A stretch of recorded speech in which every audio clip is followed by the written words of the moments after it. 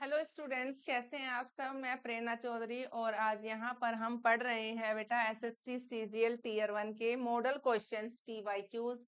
जो हमारे यहाँ पर मैं क्वेश्चंस आपको पढ़ाने जा रही हूँ वे पहले ईयर्स में 2022 में आ चुके हैं और वहां पर शिफ्ट वाइज जो कि शिफ्ट 1 में हुए हैं, जो क्वेश्चन शिफ्ट 2 में हुए हैं, डेट वाइज मैंने यहाँ पर आपको पढ़ाए हैं। तो देखिए, सबसे पहले क्वेश्चन है हमारा टिक द करेक्ट आंसर। यहाँ पर ये सिनोनिम्स है, यानी कि करेक्ट सिनोनिम पर आपको टिक लगाना है कि यहाँ पर क्वेश्चन 1 जो कहता है वो है the easiest sole intention was to baffle his readers. Easiest यानी कि यहाँ पर जो निबंधकार है उसका पूरा इंटेंशन ये था कि अपने पाठकों को भ्रमित करना, अपने पाठकों को भ्रमित करना था, कंफ्यूज करना था। तो यहाँ पर इसका जो करेक्ट सिनोनिम है वो बताएंगे बच्चे। यहाँ पर इसका बैफल का सिनोनिम्स होता क्या? भ्रम करना, किस में डाल देना,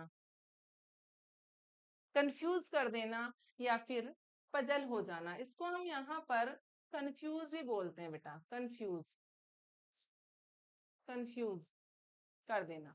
तो इसका करेक्ट आंसर है यहाँ पर पजल। ओके, तो यहाँ इसकी डेट देखिए बेटे, एसएससी सीजीएल ये 6 यानी कि 6 दिसंबर 2022 शिफ्ट 2 में ये क्वेश्चन हमारा आया था। और आपको इन सभी क्वेश्चंस को जो मैं आपको पढ़ाऊंगी इनकी अच्छे से प्रैक्टिस करनी है, आपके एग्जाम्स में बहुत हेल्प करेंगे। क्वेश्चन नंबर 2 है बेटा यहाँ पर, Rahul was sharing some of his childhood stories and they were hysterical. यानी कि राहुल जो है अपने बचपन की स्टोरियों को सुना रहा है, बता रहा है, यहाँ पर शेयर कर रहा है। और वे कैसी हैं? बहुत ही हंसाने वाली हैं, बहुत ही इंटरेस्टिंग है, हंसाने वाली है, दूसरों को सुनकर बड़ा अच्छा लग रहा है। तो हंसाने वाली कैसी है? फनी है। यहाँ पर इसका जो करेक्ट आंसर है वो है फनी, बहुत ही फनी है। इसका सिनोनिम्स जो है हिस्ट्रिकल का सिनोनिम बेटा क्या है? फनी। ओके, तो नेक्स्ट ये वाला क्वेश्चन भी देखेंगे। 3 दिसंबर को आया था 2022 में शिफ्ट 2 में। यहाँ पर ये शिफ्ट 2 में बेटा ये क्वेश्चन यहाँ पर देखिए 3 दिसंबर को 2022 में ये क्वेश्चन भी हमारा आ चुका है। नेक्स्ट है question number 3, the celebrity was inundated with birthday wishes from his admirers. अब जो सेलिब्रिटी है, जो बहुत ही फेमस लोग होते हैं, उनके बर्थडे विश करने वालों के, उनके जो प्रशंसक हैं, उनकी बाढ़ सी आ गई है बर्थडे विश करने के लिए। इन अनडेटेड का मतलब होता है बाढ़ से आ जाना, कि नहीं, भीड़ उमड़ जाना, बाढ़ से आ गई है। The celebrity was inundated with birthday wishes from his admirers, उनके प्रशंसकों द्वारा। तो क्या है इसका करेक्ट आंसर? इसका जो सिनोनिम है वो है बेटा यहाँ पर फोर्थ, ओवरवेल्म्ड। इसका करेक्ट आंसर यहाँ पर ओवरवेल्म्ड है। ओके, नेक्स्ट देखते हैं यहाँ पर क्वेश्चन नंबर 4 है और ये यहाँ एंटोनिम्स है। Select the most appropriate antonyms. अभी हमारे जो क्वेश्चन थे 3 वो सिनोनिम्स के थे, अभी हम यहाँ पर एंटोनिम्स कर रहे हैं। एंटोनिम है हमारा रेबिलियन, यानी कि विद्रोह करना, किसी सरकार या सत्ता के खिलाफ विद्रोह कर देना। तो जैसे कि अभी यहाँ पर जंतर मंतर पर क्या हुआ था? अनशन हुआ था सोनम वांगचुक के द्वारा, जो नीट के एग्जाम्स को लेकर अनशन किया गया था। तो किसके खिलाफ हुआ था? वो सरकार के खिलाफ। रेबिलियन दैट इज कॉल्ड गदर कर देना, या गदर, या फिर विद्रोह करना सरकार या सत्ता के खिलाफ। तो इसका ये जो दोनों ही एक दूसरे के सिनोनिम है, रेबिलियन और अपराइजिंग दोनों एक दूसरे के सिनोनिम है, लेकिन जो इसका एंटोनिम है वो है लॉयल्टी, वफादार, किसी काम के या किसी कार्य, किसी पर्सन के प्रति वफादारी करना, वफादार होना, लॉयल्टी। इसका जो करेक्ट आंसर है ये है, लेकिन ये दोनों ही सिनोनिम है, ये दोनों ही सिनोनिम्स है, और ये इन दोनों का आंसर है एंटोनिम लॉयल्टी।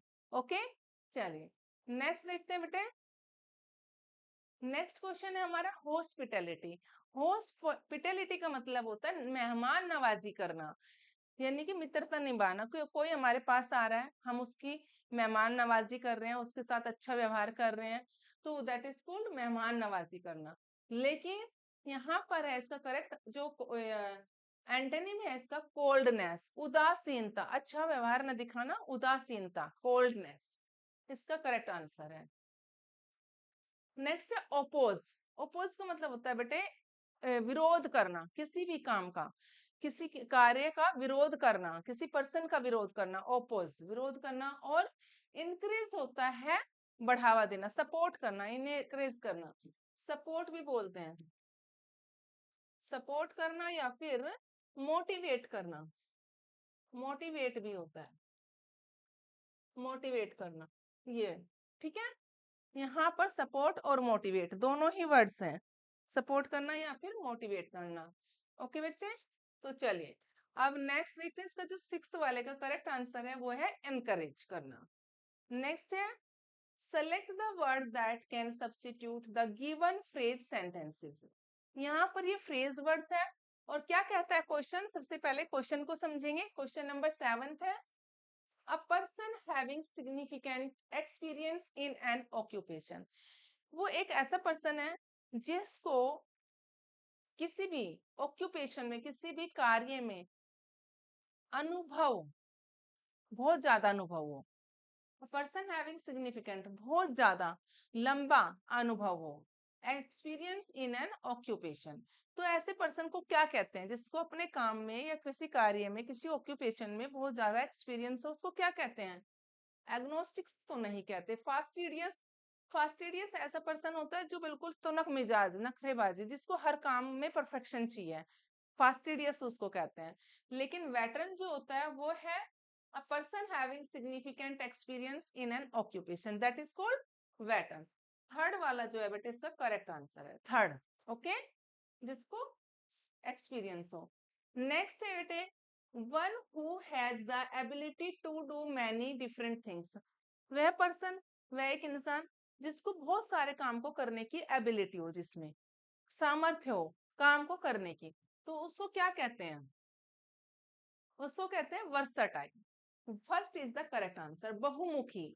इसको हम क्या बोलते हैं हिंदी में? बहुमुखी बोलते हैं, यानी कि जिसको बहुत सारा काम करने की, बहुमुखी, हिंदी में इसको बोलते हैं बहुमुखी। एक्सपर्ट, किसी काम को करने वाला जो एक्सपर्ट पर्सन होते हैं।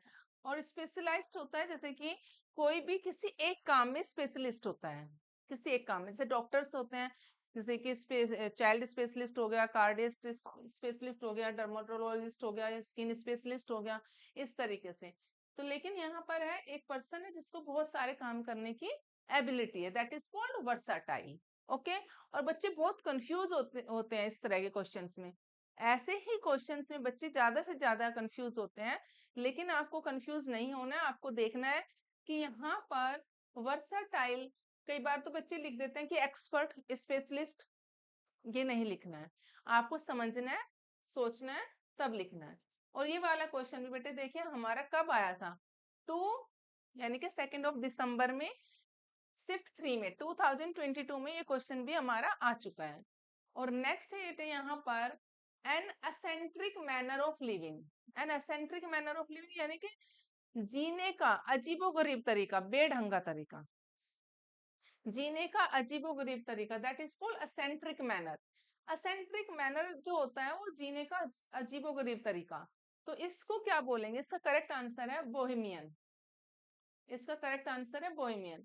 गवर्नमेंट होता है बेटा, यहाँ पर अगर गवर्नमेंट की बात करते हैं, वो होता है किसी भी, जैसे कि किसी को बहुत सारा खाना है, उच्च कोटि का खाने खाने की, उसे स्वाद का, उसको उसकी गुणवत्ता का पता होता है, वो खाना की गवर्नमेंट कहलाता है। और इसका करेक्ट आंसर लेकिन यहाँ पर है बोहेमियन। नेक्स्ट बेटे फिल इन द ब्लैंक्स में the interviewers were slowly becoming impatient as they were left to dash in the waiting room for hours। जो इंटरव्यूअर्स हैं वो धीरे धीरे क्या होते जा रहे हैं? इम्पेशेंस होते जा रहे हैं, अपना धैर्य खो रहे हैं, क्योंकि वे बहुत लंबे समय से, यानी कि 4 घंटे से वेटिंग रूम में क्या कर रहे थे? वेट कर रहे थे। क्या होगा इसका करेक्ट आंसर? यहाँ पर ये इडियम्स ऑफ फ्रेज वर्ड्स में यहाँ पर कूल देयर हील्स, सेकंड वाला है। कूल देयर हील्स का मतलब होता है वेट करना। क्या होता है बेटे यहाँ पर? कूल देयर हील्स का मतलब है wait. They were left to wait in the waiting room for hours. और ये वाला क्वेश्चन भी बेटा हमारा एसएससी सीजीएल में 2 दिसंबर 2022 शिफ्ट 1 में आ चुका है ये वाला क्वेश्चन भी। तो आपको सभी क्वेश्चंस की अच्छे से प्रैक्टिस करनी है, तैयारी करनी है। कहीं कोई डाउट होगा तो आप मुझे कमेंट सेक्शन में लिखकर भेज देना। अदरवाइज मेरे चैनल को लाइक शेयर सब्सक्राइब जरूर कर देना, ताकि आने वाली न्यू वीडियोस की आपको नोटिफिकेशन मिलती रहे। तो ये वाला है बेटे यहाँ पर क्वेश्चन आपका, इसका आंसर है कूल देयर हिल्स, यानी कि वेट। नेक्स्ट है when there are negative and toxic thoughts your mind dash your mind you can never think positively.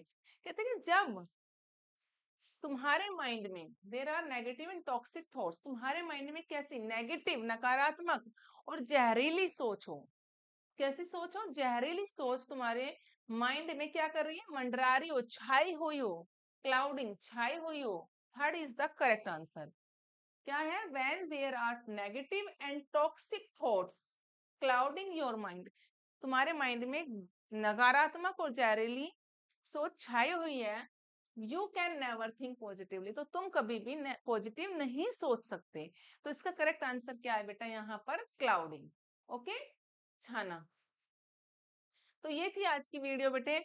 आप इनकी अच्छे से प्रैक्टिस करनी है आपको, और आपको कंफ्यूज नहीं होना है, पजल नहीं होना है, प्रैक्टिस करनी है। कहीं कोई डाउट है तो पूछ लेना है। ओके।